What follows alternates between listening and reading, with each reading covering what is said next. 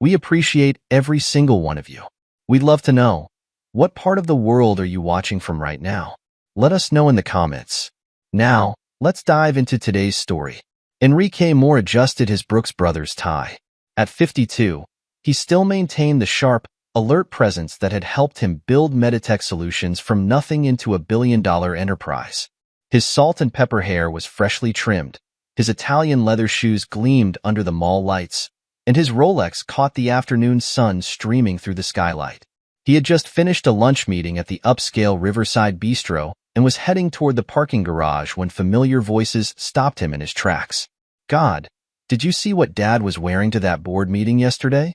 Zara's voice carried across the atrium, dripping with disdain. "That tie was so last season. Mom says he has no sense of style." Enrique instinctively stepped behind a massive marble pillar, his heart racing. He hadn't meant to eavesdrop, but something in his eldest daughter's tone made him pause. Through the reflective surface of a nearby storefront window, he could see his 17-year-old triplets gathered around a cafe table, shopping bags from luxury boutiques piled at their feet.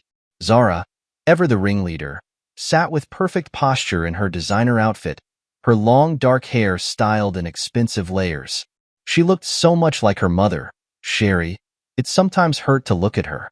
Lucas lounged in his chair, his private school uniform jacket discarded, scrolling through his phone with obvious disinterest.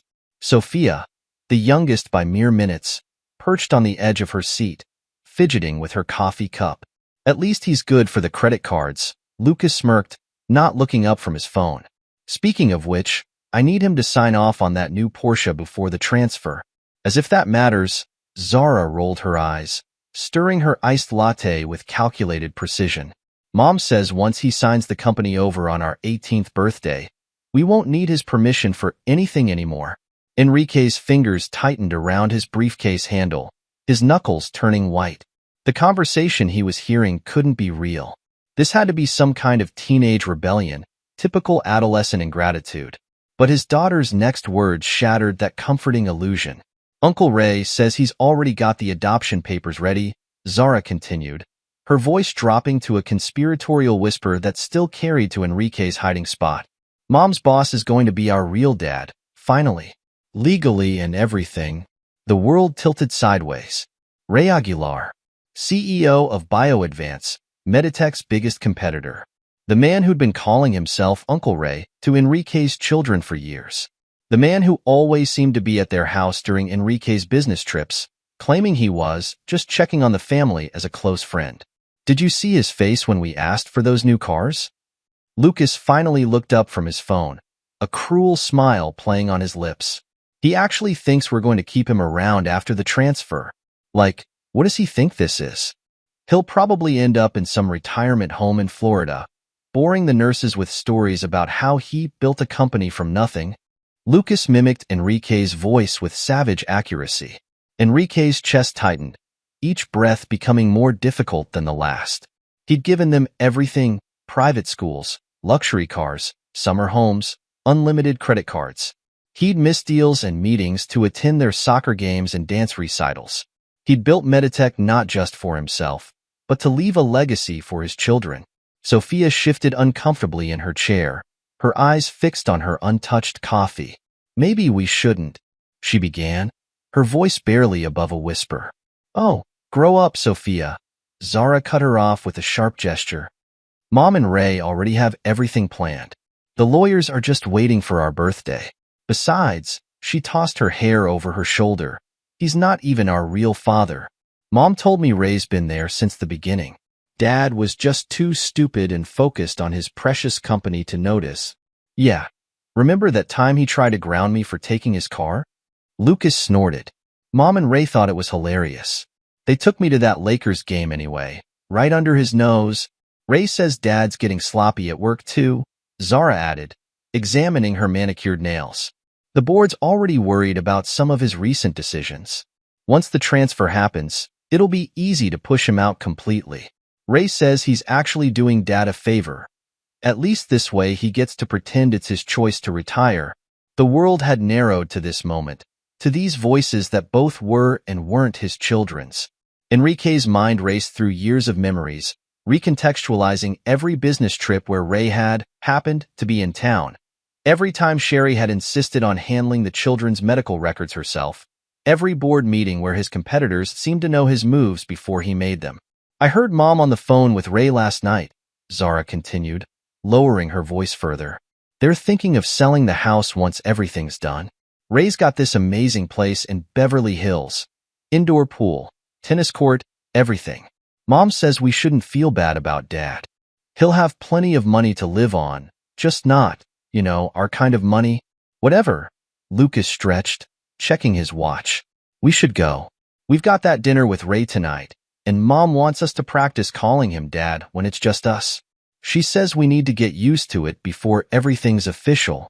Sophia stood quickly, gathering her things without meeting her sibling's eyes. I have to study, she mumbled, but Zara grabbed her wrist. Don't even think about warning him, she hissed, all pretense of casual cruelty dropping from her voice. Mom said you've been acting weird lately.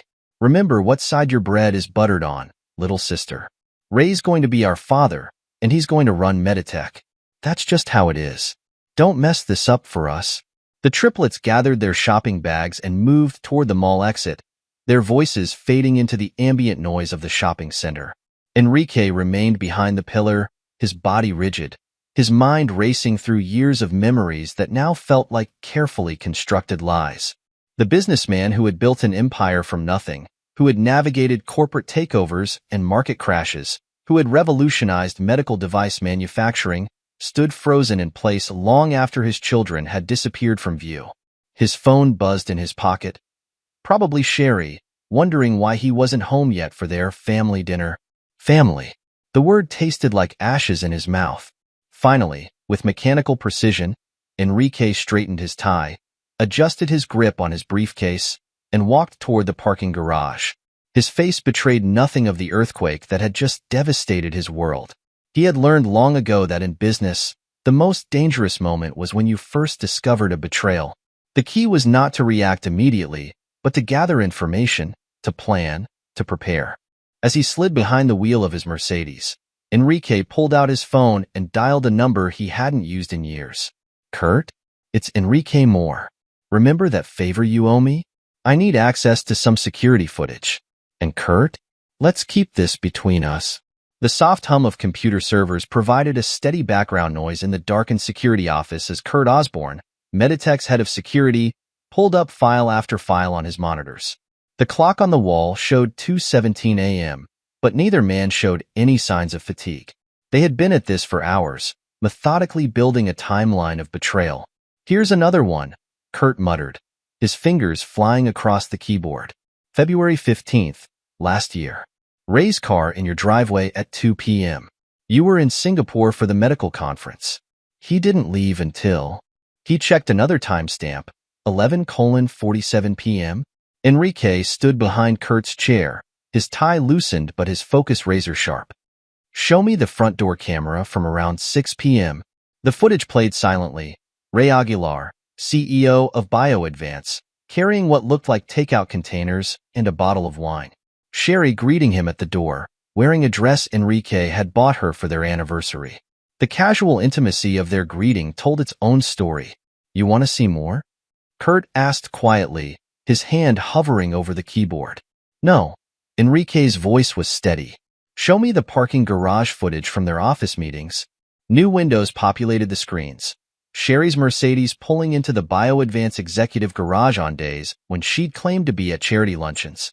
The timestamp on one video made Enrique's jaw clench. It was from the day of Lucas's championship soccer game, the one Sherry had missed due to a migraine. I've got something else, Kurt said, pulling up a different window. Remember that leak about the new arterial stent design last year? The one that let BioAdvance file their patent 3 days before us. Security footage showed Sherry in Ray's office, holding what was unmistakably a Meditech product development folder. The timestamp matched perfectly with BioAdvance's sudden breakthrough in stent technology. She's been feeding him information for years, Enrique said, his voice cold. All those convenient coincidences, all those times our competitors seem to know our moves in advance. There's more, Kurt hesitated, then pulled up a series of email exchanges he'd recovered. They've been planning this for a while. The transfer of your shares to the triplets on their 18th birthday. It's just the first step. They've already drafted board resolutions to force you into retirement. Ray's people are ready to move in within hours of the transfer. Enrique walked to the window, staring out at the city lights below. The triplets' medical records. I need them. Kurt nodded, pulling up more files. Took some doing, but I got access to their complete histories. Blood types, genetic screening, everything. He paused, looking at his old friend. You want the DNA comparison? Do it. Moments later, the results filled the screen. The science was undeniable. The triplets were Enrique's biological children. The paternity probability was over 99.9%. They've been lying to them their whole lives. Enrique's voice finally cracked. My own children. They made my children hate me with a lie. Kurt stood up, placing a hand on his friend's shoulder. What do you want to do? We have enough here for criminal charges. Corporate espionage, fraud? No. Enrique turned back to the screens, his moment of vulnerability passing. Criminal charges would hurt the company, hurt the triplets. They may hate me, but they're still my children. I need something else. Something that will expose Ray and Sherry without destroying everything I've built. There might be a way, Kurt said slowly. I've been tracking some irregular patterns in BioAdvance research data. And their financial reports, something's not adding up. But we'd need help. Someone who knows how to follow the money. Enrique pulled out his phone, checking the time. It's time I called in some favors. Remember Jody Park? The corporate attorney? The one who tried to poach you for her firm last year. She owes me. And she hates Ray Aguilar. He tried to hostile take over one of her favorite clients last year. Enrique straightened his tie. Decision made. Get me everything you can on BioAdvance patents. Everything they've filed since Ray took over. I want to know which ones were actually theirs and which ones were stolen from us. What about Sherry and the kids? Enrique's face hardened. Keep watching them. I want to know everywhere they go, everyone they meet. Especially Ray. I want to know every restaurant he takes them to, every promise he makes, every lie he tells. He paused, then added, and Kurt? Pay special attention to Sophia. Something about her reaction today. She might not be as committed to their plan as they think. As Enrique left the security office, the first rays of dawn were breaking over the city. His world had shattered, but from the pieces, he would build something new. Something that would teach Ray Aguilar, Sherry, and his misguided children the true meaning of corporate strategy. The private conference room at Park & Associates commanded a stunning view of the city, but none of the room's occupants were admiring the scenery. Papers and laptops covered the massive mahogany table, and the whiteboard was filled with flowcharts and timelines. Jody Park, a sharp-featured woman in her 40s wearing a perfectly tailored Armani suit, stood at the head of the table, marker in hand. Let me make sure I understand, she said, circling a particular date on the timeline. Ray Aguilar filed for a patent on the bioresorbable stent technology 3 days before Meditech, but your research team had been working on it for 18 months prior? 22 months, Enrique corrected, pushing forward a thick folder. Here's the complete development timeline, including all lab tests and prototypes. Notice the dates on the electron microscopy images. Frankie Hampton, the forensic accountant they brought in, whistled softly as she examined the documents. And BioAdvance version is practically identical, down to the polymer coating formulation? Identical enough that it couldn't be coincidence, Kurt confirmed, pulling up comparison images on his laptop. But that's just the beginning. Look at their last 3 major product launches. Jody moved to the whiteboard, drawing new connections. Each one corresponds to a major Meditech project. Each time, they filed patents just days before you were ready to go public. She turned to Enrique, her expression fierce. This is industrial espionage, pure and simple. We could bury them in criminal charges. No. Enrique shook his head. Criminal charges would tank both companies' stock. Thousands of innocent employees would suffer. And my children. He paused, controlling his voice. My children's trust funds are tied to Meditech's success. I won't punish them for their mother's crimes. Then what's our play? Frankie asked, spreading out BioAdvance financial statements. Because something else stinks here. Their R&D budgets don't match their output. And these shell companies, she pointed to several entries, they're paying out millions to consulting firms that seem to exist only on paper. Jody's eyes narrowed. Show me those shell companies. For the next hour, they followed the money. Ray had been clever, but not clever enough. The shell companies led to offshore accounts, the offshore accounts led to luxury properties, and the properties— Son of a bitch, Kurt breathed, staring at the ownership documents. He's been setting up love nests.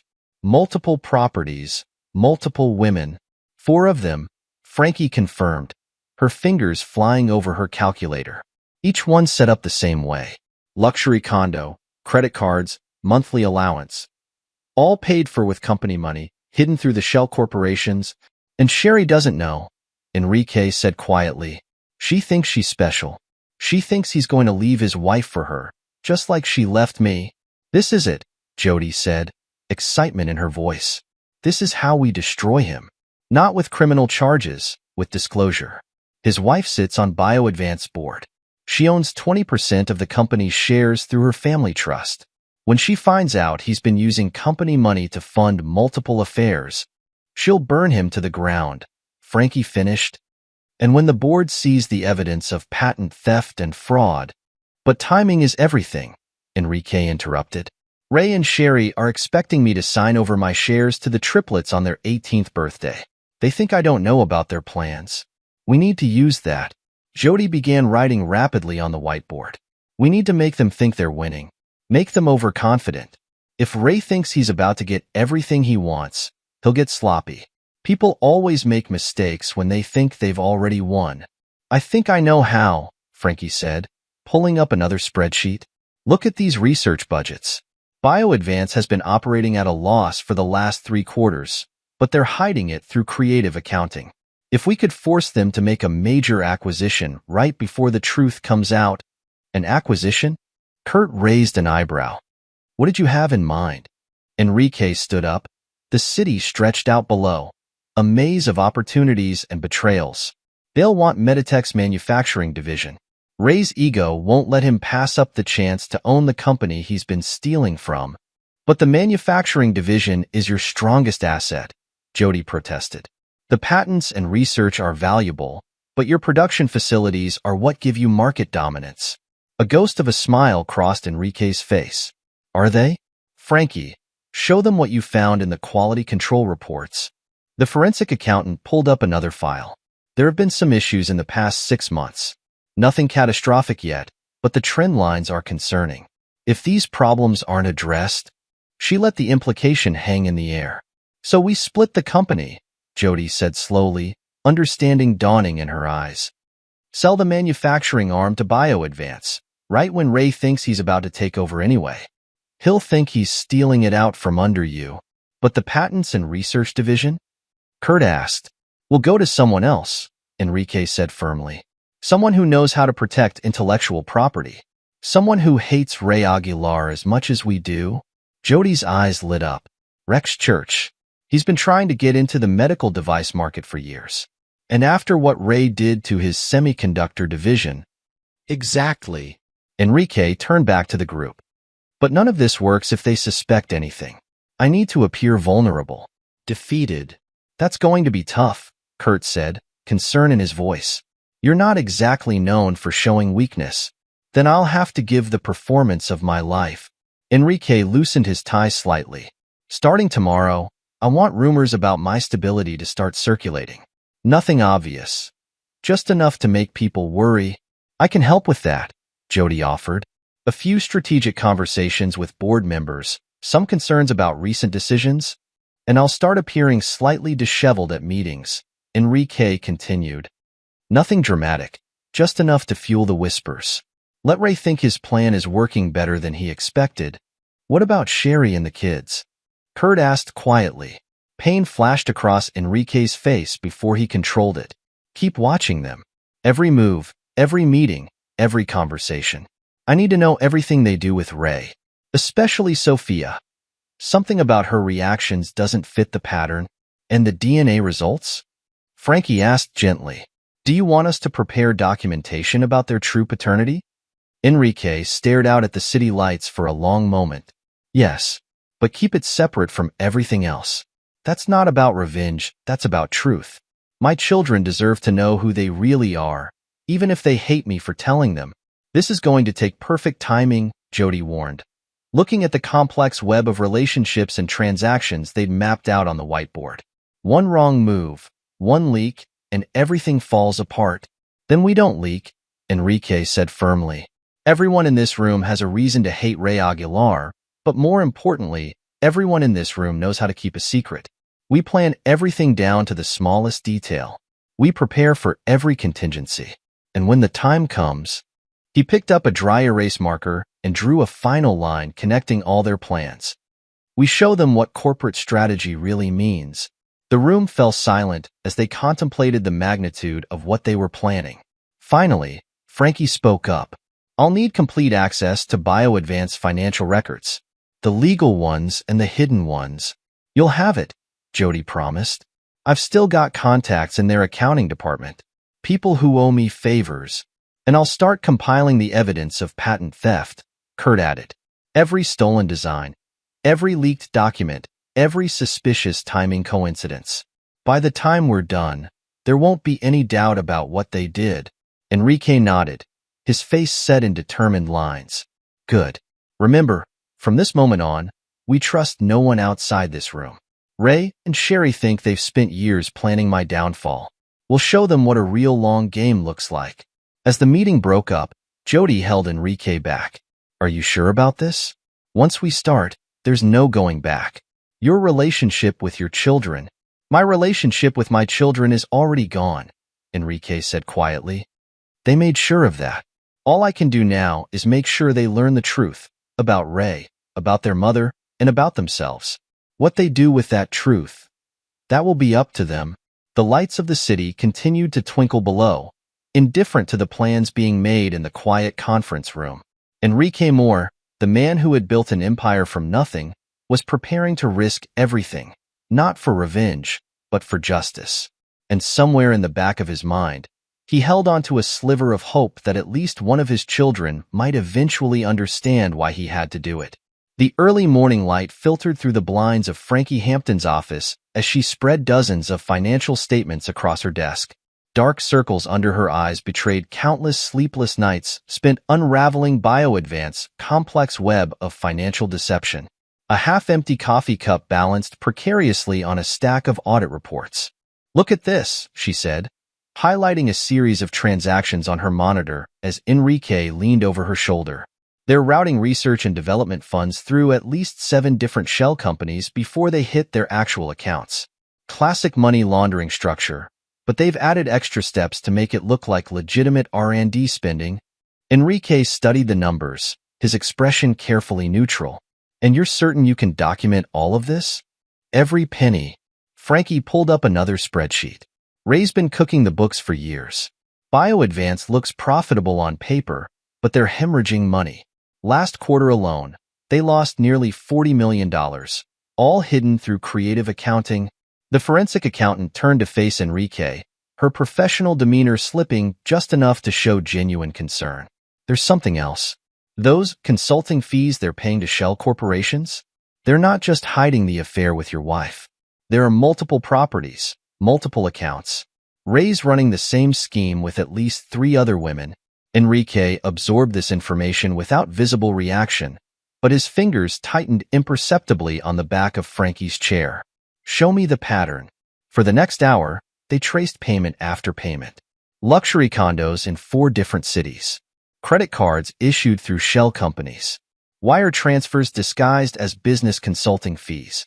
All of it paid for with BioAdvance money, all of it hidden from shareholders and the board. The question is, Frankie said finally, how do we use this? Before Enrique could respond, his phone buzzed. A text from Kurt. Board meeting just ended. Rumors working. 3 members asked about your health today. A ghost of a smile touched Enrique's lips. The performance he'd been crafting was bearing fruit. For the past few weeks, he'd carefully cultivated an image of a man beginning to crack under pressure. His normally immaculate suits were just slightly rumpled. His legendary punctuality had given way to arriving a few minutes late to meetings. And most importantly, he'd begun carrying a water bottle filled with apple juice, letting people draw their own conclusions when they saw him sipping from it throughout the day. Mr. Moore? Jessica, his assistant, appeared in the doorway. Mrs. Moore is on line 1. She says it's about the triplets' birthday party planning. Enrique shared a knowing look with Frankie before picking up the phone. Sherry? Yes, I was just reviewing some reports. He let his voice slur slightly, just enough to be noticeable. On the other end, he could practically hear Sherry's predatory smile. Enrique, darling, are you feeling all right? You sound tired. Just focused on work. The Johnson account. He deliberately mixed up the details of a major client meeting, something the old Enrique would never do. Perhaps you should take some time off. Sherry's voice dripped with false concern. The children and I are worried about you. Even Ray mentioned you seemed distracted at the last industry conference. Enrique's free hand clenched into a fist, but his voice remained deliberately unsteady. Ray, yes, good old Ray. Always looking out for the family. We just want what's best for you, darling. Why don't you let me handle the birthday preparations? You focus on getting better. After ending the call, Enrique turned to find Frankie watching him with a mixture of admiration and concern. That was quite a performance. They need to think they're winning, Enrique said, his voice returning to its normal sharp clarity. The more vulnerable I appear, the bolder they'll become. And the bolder they become, the more mistakes they'll make, Frankie finished. She turned back to her computer, pulling up a new set of documents. Speaking of mistakes, look what I found buried in BioAdvance's internal audit reports. The screen showed a series of quality control warnings that had been systematically ignored. Failed safety tests swept under the rug. Design flaws covered up with falsified data. BioAdvance's entire product line was built on a foundation of fraud. Their whole regulatory compliance program is a house of cards, Frankie explained. One good push and the whole thing collapses. The question is, how do we make sure we're not caught in the blast radius? Enrique studied the reports, his mind racing through possibilities. We need someone else to throw the first stone. Someone with clean hands. A knock at the door interrupted his thoughts. Jody Park entered, her expression triumphant. You're not going to believe who just called me, she announced. Rex Church's general counsel. Enrique's eyebrows rose. Rex Church, CEO of Church Industries and BioAdvance's largest competitor, was known for his aggressive expansion strategies and his personal vendetta against Ray Aguilar, who had once tried to hostile take over one of Church's subsidiary companies. They've heard rumors about your difficulties, Jody continued, her eyes gleaming. They're interested in discussing potential acquisitions. Are they now? Enrique's voice was thoughtful. And what exactly are they interested in acquiring? That's the beautiful part, Jody smiled. They want to know if you consider splitting up Meditech. Apparently, they've heard you might be open to selling the research division separately from manufacturing. Frankie looked between them, understanding dawning on her face. If we could structure the deal right, we could give everyone exactly what they want, Enrique finished.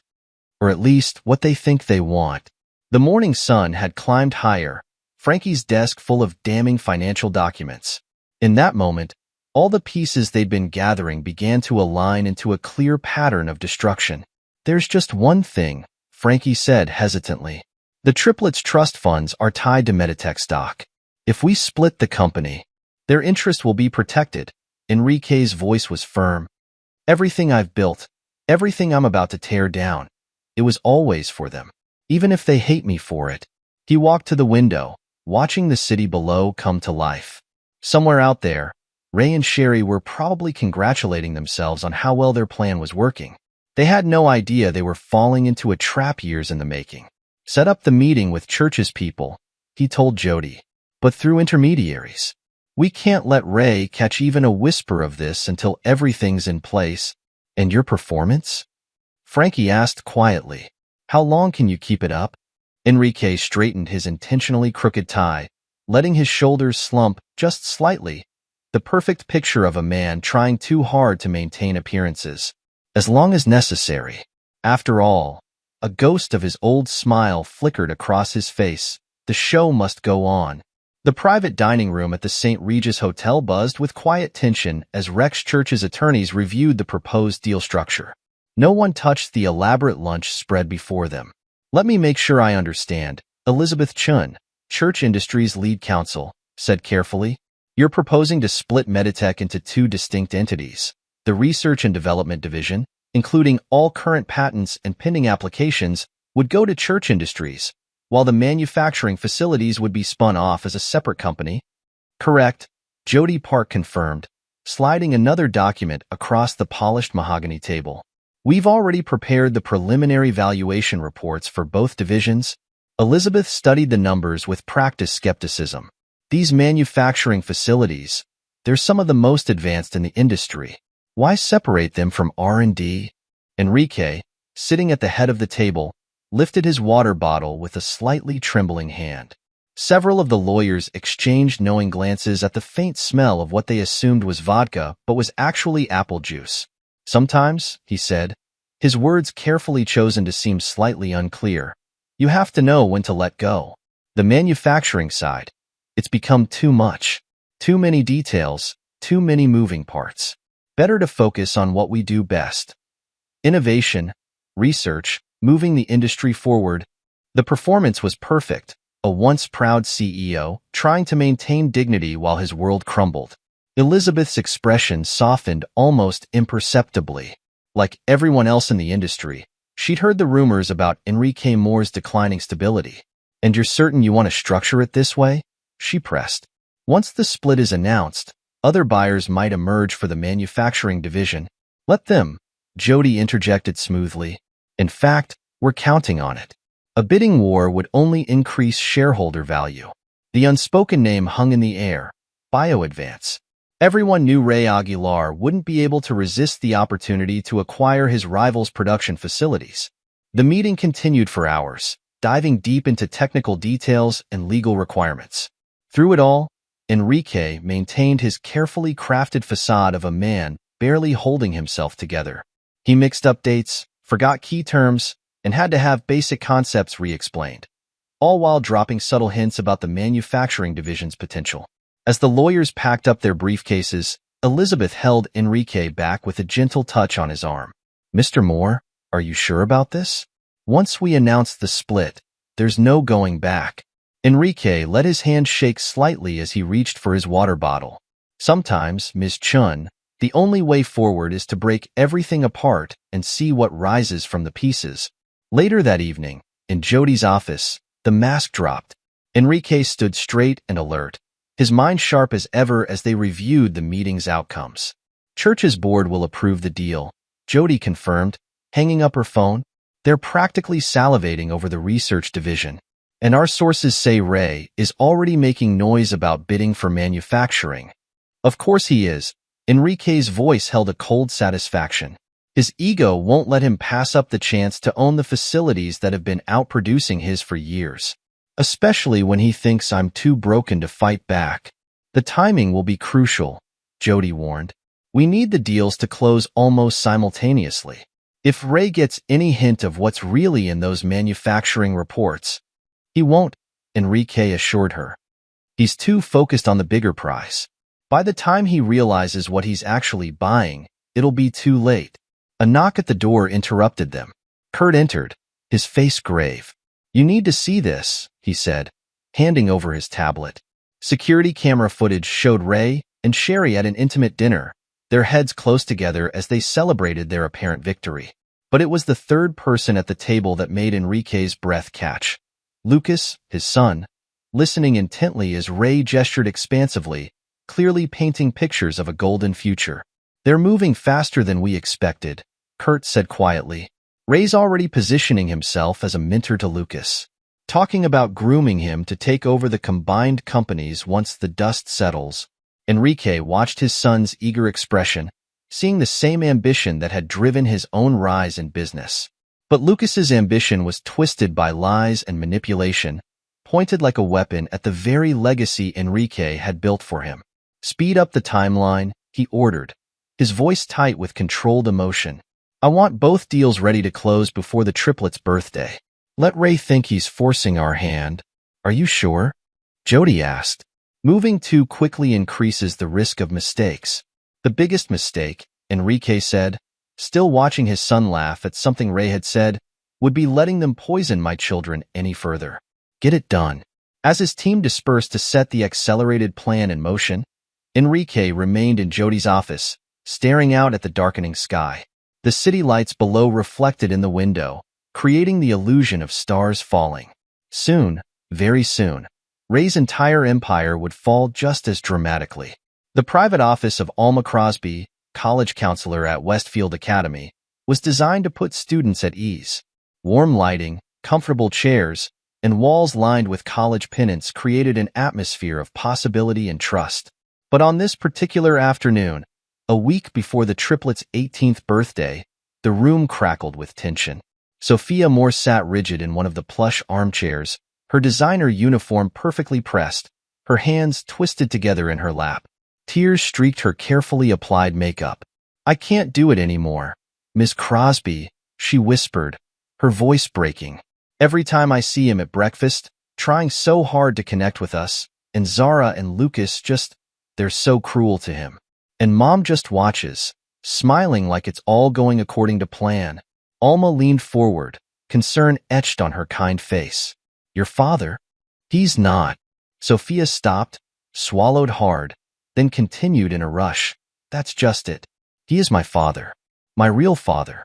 I found the DNA test results in Mom's home office last month. She must have stolen them from Dad's files. Ray, he's been lying to us our whole lives. They both have. Unknown to either of them, Enrique stood frozen in the hallway outside, his hand raised to knock. He'd come to discuss Sophia's college applications, maintaining his role as the involved parent even as his master plan neared its culmination. Instead, he found himself holding his breath, listening to his youngest child finally speak her truth.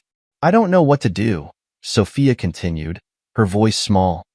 Zara and Lucas are so excited about Ray adopting us after the company transfer.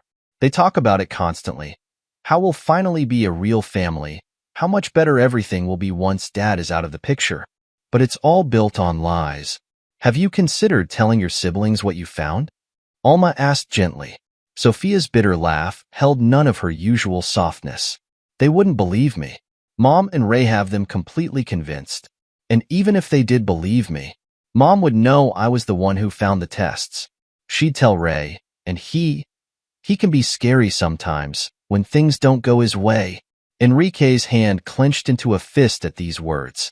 He'd seen Ray's temper in business dealings, but the thought of his daughter fearing that rage.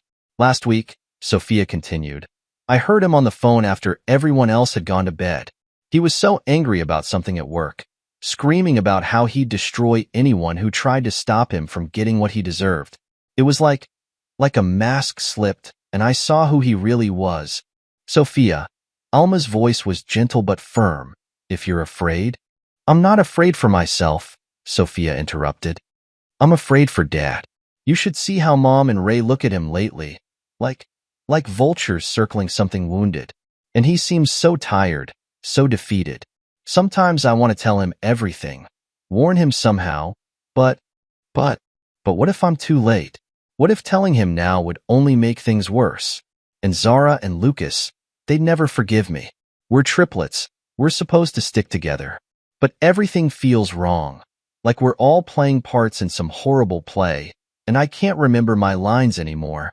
Outside the door, Enrique closed his eyes, letting Sophia's words wash over him. His careful plan, his orchestrated downfall, all of it took on a different meaning knowing that at least one of his children had seen through the lies. I did try to talk to Lucas once, Sophia admitted. After he and Zara spent an entire dinner mocking Dad's drinking problem, I told him maybe we should be concerned instead of cruel. But he just laughed and said Ray had explained everything. How Dad's weakness was why the company needed new leadership, how we were better off without him. He actually seemed proud of helping to push Dad out. The bell rang, signaling the end of the period. Sophia quickly wiped her eyes, pulling her mask of perfect private school student back into place. Miss Crosby, Please don't tell anyone about this. I don't know who to trust anymore. Alma reached across her desk to squeeze Sophia's hand. Everything said in this office stays confidential, Sophia. But I want you to know, you can always come talk to me. And if things ever feel unsafe. They don't, Sophia assured her quickly. Not physically, anyway. It's just. She struggled to find the words. It's like watching a car crash in slow motion, knowing you could warn someone but being too afraid to speak up. After Sophia left, carefully composing her face into its usual mask of private school perfection, Enrique remained in the shadows of the hallway. His mind raced with new information, new variables to consider. The corporate chess game he'd been playing suddenly felt hollow compared to the pain in his daughter's voice. He made his way back to his car, nodding absently to students who greeted him. His phone buzzed continuously, Jody with updates about the deals, Frankie with more financial discoveries, Kurt with surveillance reports.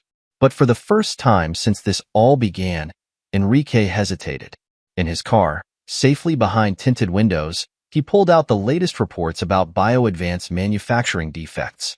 The evidence was damning: rushed quality controls, covered-up safety issues, potential recalls waiting to happen. His plan to let Ray acquire this ticking time bomb was perfect from a revenge perspective. But now, his phone rang, Kurt's number. The surveillance photos just came in, his head of security reported without preamble. Ray's meeting with Lucas wasn't a one-time thing. They've been having regular mentoring sessions at the BioAdvance office. He's grooming him, Enrique, teaching him exactly the wrong lessons about business, about family, about everything. Enrique watched a group of students pass by his car, their lives untouched by corporate intrigue and family betrayal. What about Zara? Similar story. Sherry's been taking her to charity galas, introducing her as Ray's future stepdaughter. The society pages are already picking up the narrative, the tragic story of a businessman losing his grip, while a more suitable father figure steps in to save the family. The rage that Enrique had been carefully controlling threatened to break free. It was one thing to steal his company, to try to destroy his legacy, but to twist his children's minds, to poison them against not just him but against the very principles he'd tried to teach them. Sir? Kurt's voice held a note of concern. Should we adjust the plan? Enrique thought of Sophia's tears, of Lucas's eager apprenticeship in corruption, of Zara's practiced cruelty. He thought of Ray's masked rage that had frightened his daughter, and of Sherry's calculated manipulation of their children's hearts. No, he said finally, his voice hard. But we add safeguards. Triple-check the trust fund structures. Make absolutely certain the children are protected financially, no matter what happens to BioAdvance or Meditech. And Kurt? Get me everything you have on Ray's temper. Every business dealing that turned violent, every threat, every incident. If he ever comes near my children with that rage. Already compiling it, Kurt assured him. And Sophia? After what you overheard, we protect her, Enrique said firmly. But we don't reveal our hand. Not yet. She's safer if Ray and Sherry think she's still under their control. He paused, then added softly, but make sure she knows she has allies. Have Alma reach out to her about that summer program at the Medical Research Institute, the one that could lead to early college admission. After ending the call, Enrique sat in his car for a long moment, watching the school slowly empty of students. His phone buzzed again, Jody, with news that Church Industries had accelerated their timeline. Everything was moving faster now, racing toward a conclusion that would shatter multiple lives. The perfect revenge was within his grasp. Ray's downfall was practically guaranteed. But now, knowing that at least one of his children saw through the lies, Enrique faced his most difficult decision yet. How to destroy the corrupt without crushing the innocent.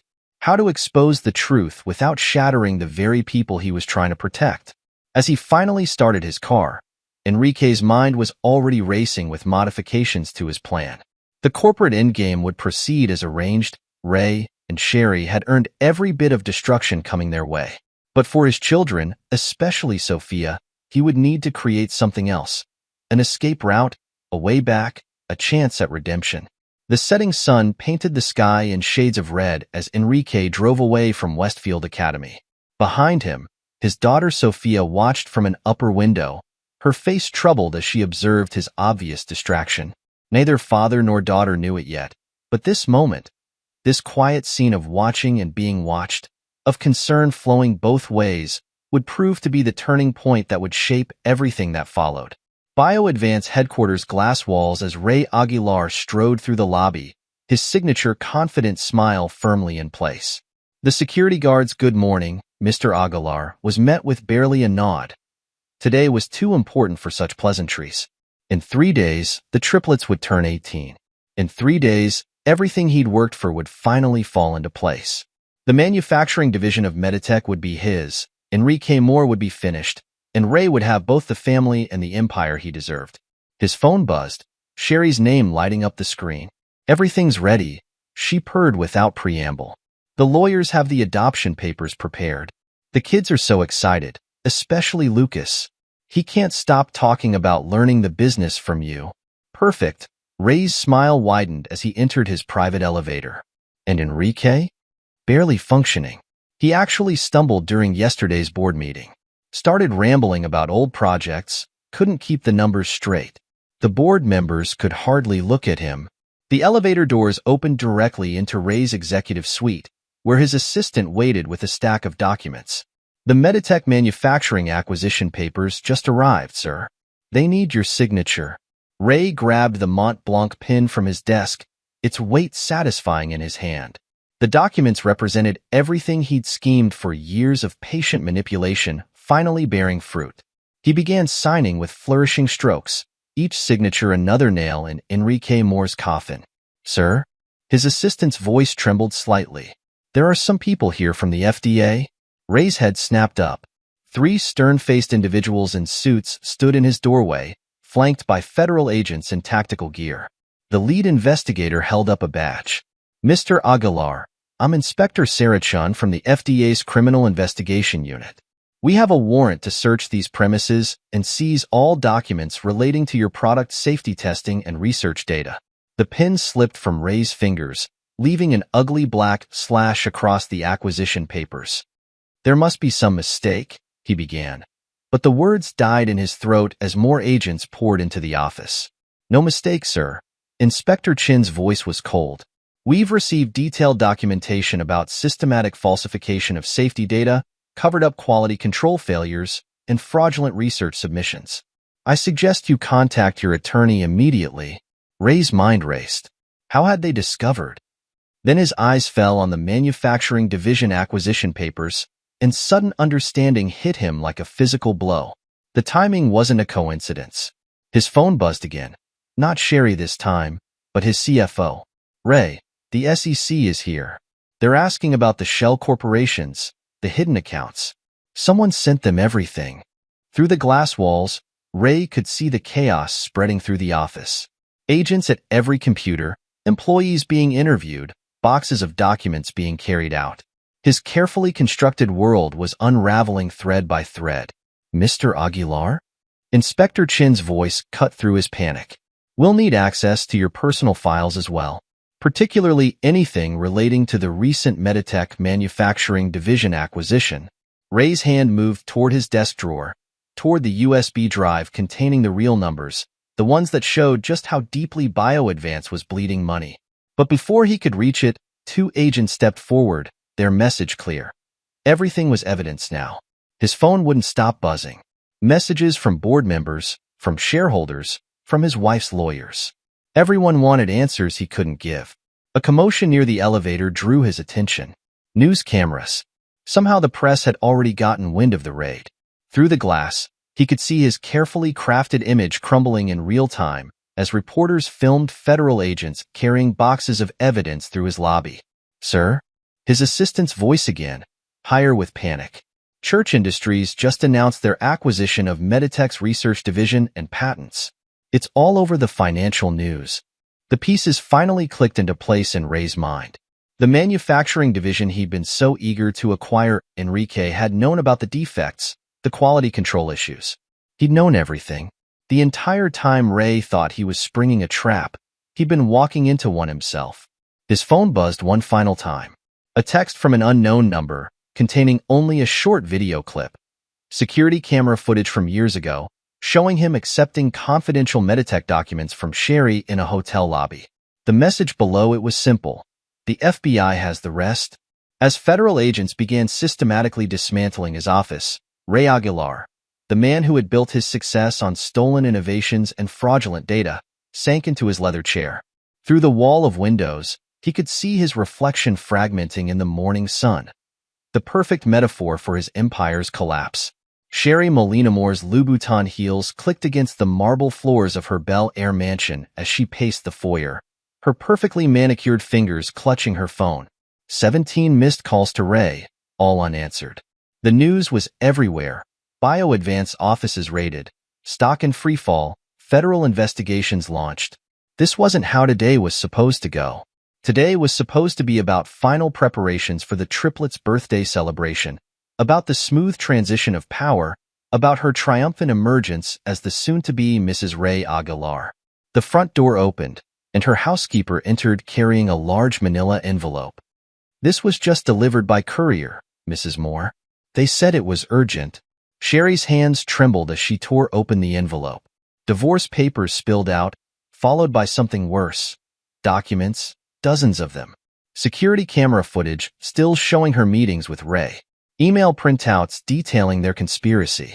Bank statements from the shell corporations. But it was the last set of papers that made her blood run cold.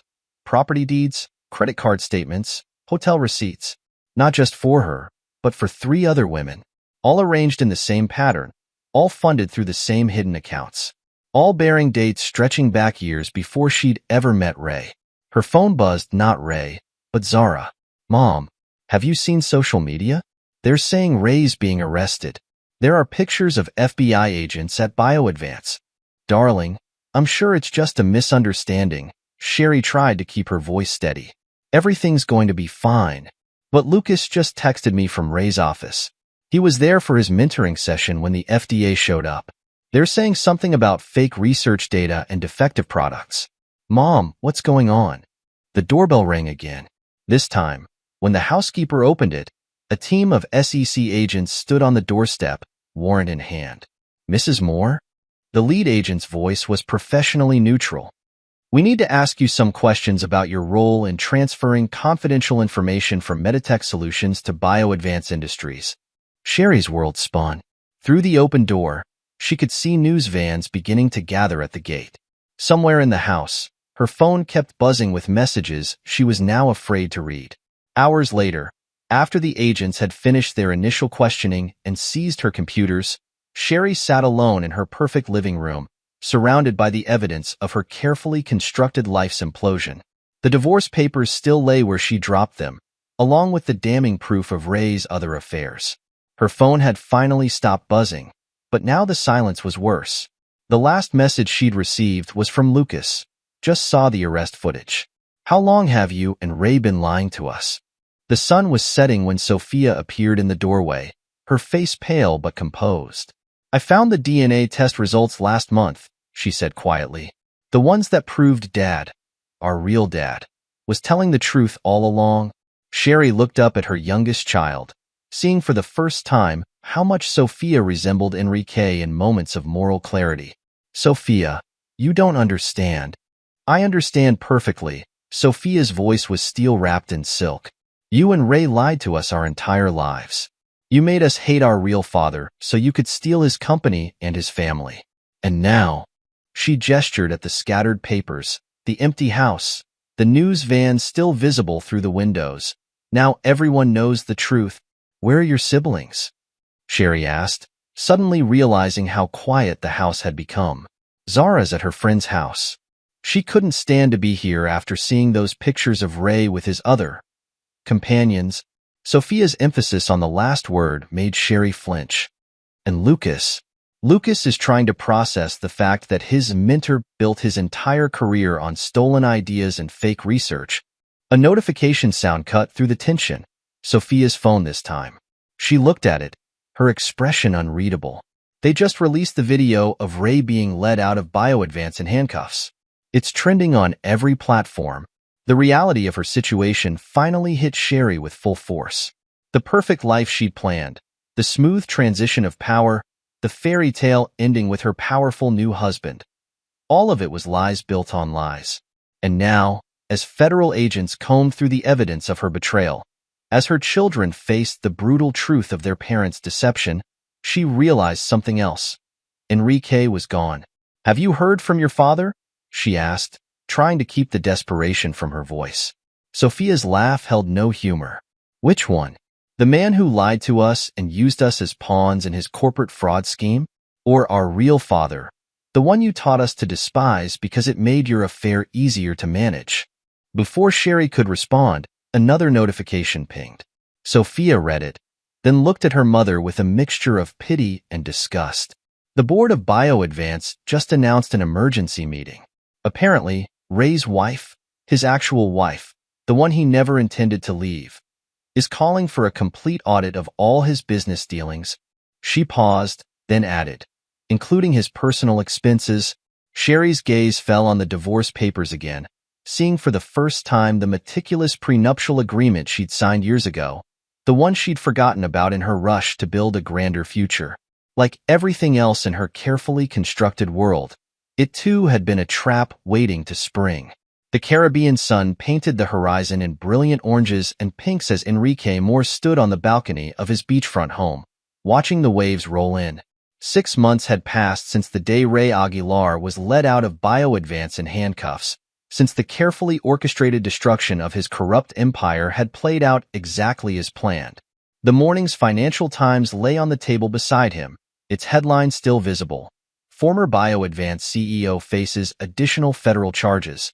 But Enrique wasn't interested in Ray's legal troubles anymore. His attention was focused on the young woman walking up the beach path, her dark hair catching the evening light. Sophia had called last week, asking if she could visit. She'd graduated early from Westfield Academy, her ethical expose of corporate fraud in the medical device industry, earning her not just academic honors, but early admission to several prestigious universities. "Dad," her voice carried up from the path. She still said the word carefully, as if testing its truth each time. "Up here," he called back, watching as she climbed the steps to his balcony. She carried herself differently now. Straighter, more confident, unburdened by lies. "I got accepted to the biomedical engineering program," she said without preamble. "Full scholarship." Enrique smiled, recognizing his own direct approach to important news. "Congratulations. Have you told your siblings?" Sophia's expression clouded slightly. "Zara's still processing. She's in therapy now, trying to understand how she let herself be manipulated for so long. And Lucas," she sighed, "Lucas is angry. Not just at Mom and Ray, but at himself for believing them." They stood in comfortable silence, watching the sun sink lower over the water.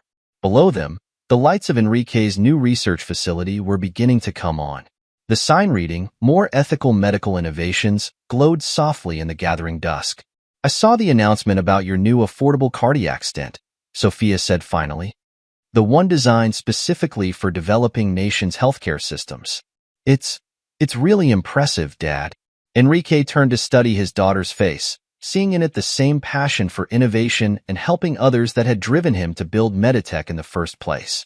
"The trust funds are doing well," he said carefully. "The educational provisions are generating solid returns." "I know. The trustees send quarterly reports." Sophia's smile held a touch of irony. "Very detailed reports, with lots of emphasis on ethical investment strategies." Another comfortable silence fell, broken only by the sound of waves and distant music from the beach bars. Finally, Sophia spoke again, her voice smaller, more uncertain. Do you think Zara and Lucas will ever understand why you did what you did?" Enrique considered the question carefully. Understanding takes time, and sometimes the hardest person to forgive isn't the one who wronged you, but yourself for not seeing the truth sooner. Sophia nodded, then reached into her bag and pulled out a thick envelope. "I've been writing to them, trying to explain things from my perspective. About finding the DNA test, about overhearing Ray's real nature, about realizing how Mom manipulated us all." She paused, then added, "Lucas actually wrote back last week. He asked about your new company's internship program." A shooting star streaked across the darkening sky, and for a moment, Both father and daughter watched its arc in silence. Below them, researchers were leaving the facility for the day, their voices carrying faintly on the evening breeze.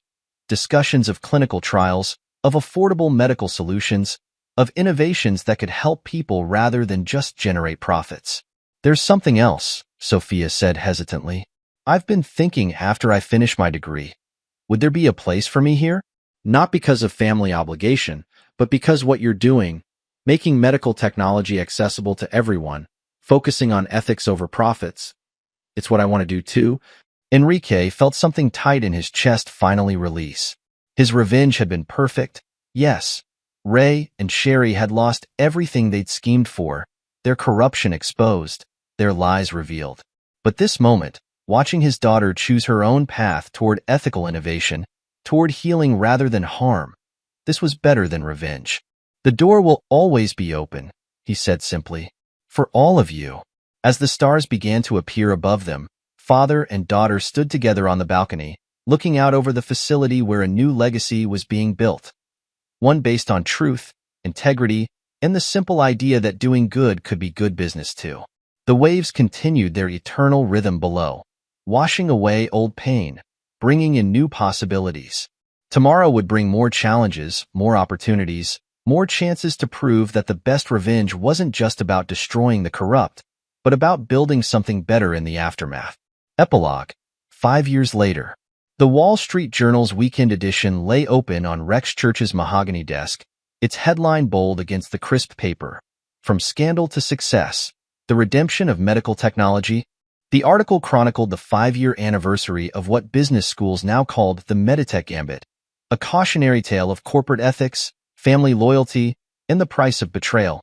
Rex leaned back in his leather chair, remembering the day his legal team had first approached him about acquiring Meditech's research division. The article captured the aftermath perfectly. Former BioAdvance CEO Raymond Aguilar began serving his 12-year federal sentence last month after exhausting his final appeal. The charges, ranging from corporate fraud to patent theft, from falsifying FDA submissions to embezzlement, painted a picture of systematic corruption that rocked the medical device industry. His former company, once a billion-dollar powerhouse, now exists only in bankruptcy court documents and business ethics case studies. His intercom buzzed. "Mr. Church? Enrique Moore is on line 1. Rex smiled as he picked up the phone.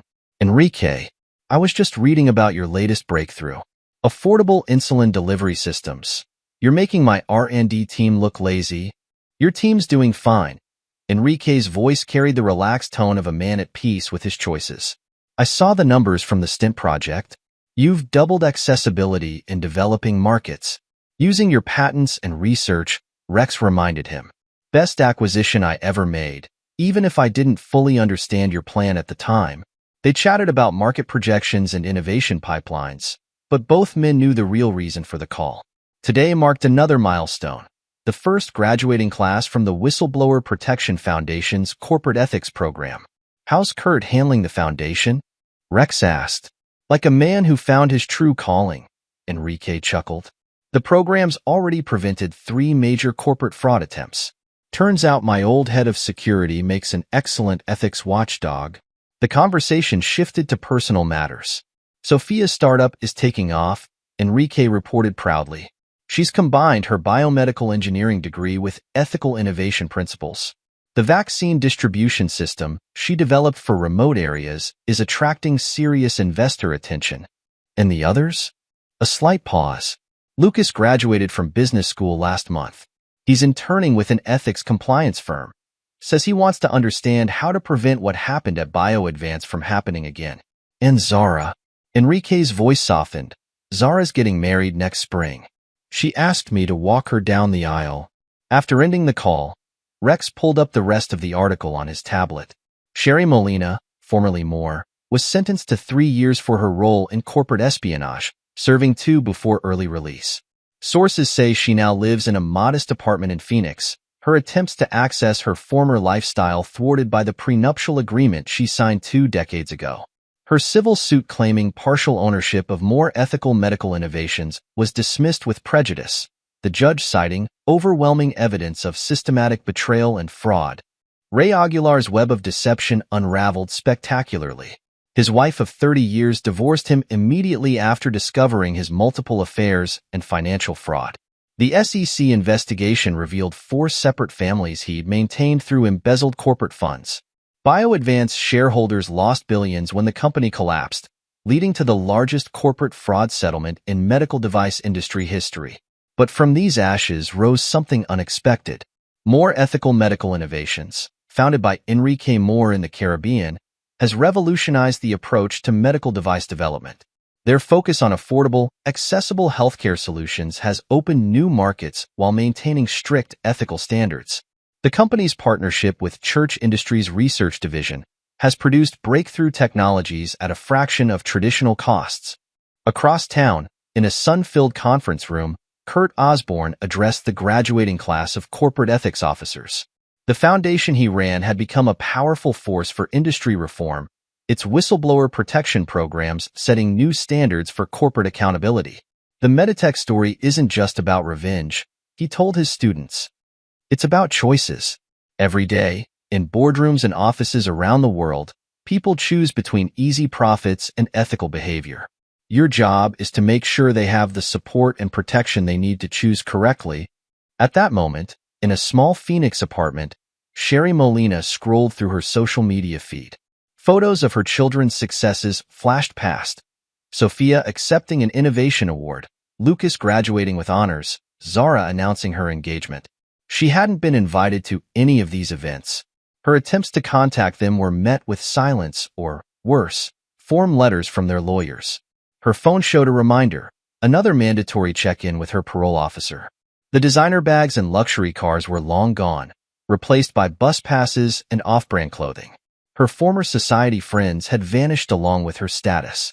Occasionally, she saw her name mentioned in articles about corporate fraud, always as a cautionary example. Meanwhile, in a federal prison in Colorado, Ray Aguilar sat in his cell, reading a letter from his former wife's attorneys. The last of his hidden accounts had been found and seized. His attempts to publish a memoir had been blocked by legal injunctions.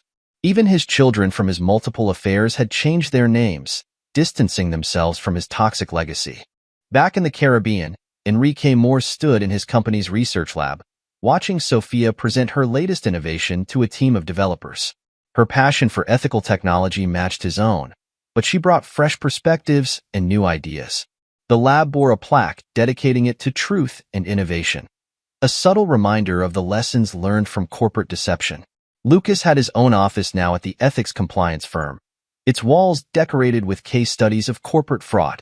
His colleagues didn't know he spent hours studying the BioAdvance collapse, understanding how charm and manipulation had blinded so many to obvious red flags. His quarterly reports to the foundation often included insights drawn from his unique perspective as both victim and student of corporate deception. Zara's journey had been different, but equally transformative. Her experience had led her to psychology, specializing in helping children of parental betrayal. Her upcoming wedding would include her father and siblings, but the 2 empty seats in the front row would silently acknowledge the parents whose choices had reshaped her understanding of love and loyalty. The Whistleblower Protection Foundation's headquarters displayed a mission statement that captured the lasting impact of the Meditech story. Truth is not just about exposing lies. It's about building something better from the revelation.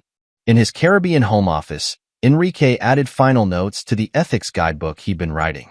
The last chapter, titled The Price of Truth, contained a passage that business schools would soon quote in their ethics programs. Revenge without purpose is merely destruction. But when coupled with protection of the innocent and creation of positive change, it becomes transformation. The true measure of justice isn't in what falls, but in what rises from the ashes. His phone lit up with a family group chat notification. Sophia sharing pictures of her latest prototype. Lucas asking for feedback on an ethics compliance framework. Zara discussing wedding plans. The trust funds he'd established had grown significantly, managed by people who understood both finance and integrity.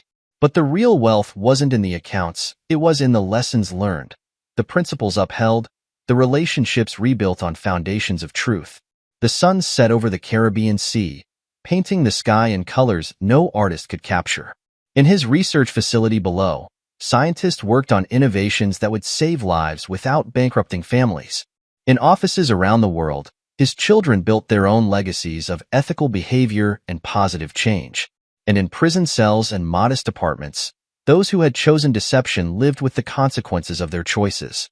The business press had called it medical device mogul's masterful revenge, but that headline missed the deeper truth. It wasn't just about punishment or justice or even vindication. It was about transformation of an industry, of a family, of the very notion of success itself. The final paragraph of the Wall Street Journal article summed it up perfectly. The lasting legacy of the Meditech story isn't found in the courtrooms where Ray Aguilar and Sherry Molina faced justice, or in the bankruptcy filings that ended BioAdvance's corrupt empire. It's found in the lives saved by affordable medical devices, in the whistleblowers protected by new corporate ethics programs, and in the next generation of business leaders who learned that true success comes not from what you take, but from what you build, protect, and leave behind. As night fell over the Caribbean, lights came on in research labs and ethics offices around the world. In each of these places, people made choices between easy profit and difficult truth, between short-term gain and long-term value. And in many of these moments of decision, they remembered the story of a man who had lost everything except his integrity, and in saving that, had built something far greater than what he'd lost. The waves rolled eternally against the shore, their rhythm a reminder that time moves only forward. In their endless cycle of destruction and renewal, they echoed the fundamental truth Enrique Moore had discovered, that sometimes the most perfect revenge is simply building a better future from the ruins of betrayal. This is where our story comes to an end. Share your thoughts in the comments section. Thanks for your time. If you enjoy this story, please subscribe to this channel. Click on the video you see on the screen, and I will see you there.